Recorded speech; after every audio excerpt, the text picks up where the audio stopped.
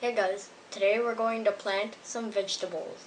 So let's do this. So first you get some vegetables, then you leave it out for a month. And after a month, you'll have something that looks like this.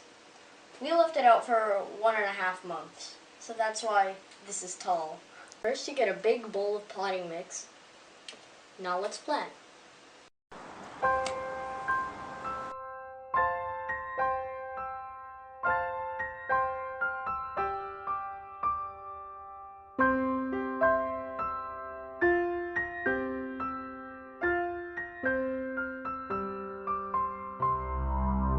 Now let's water it.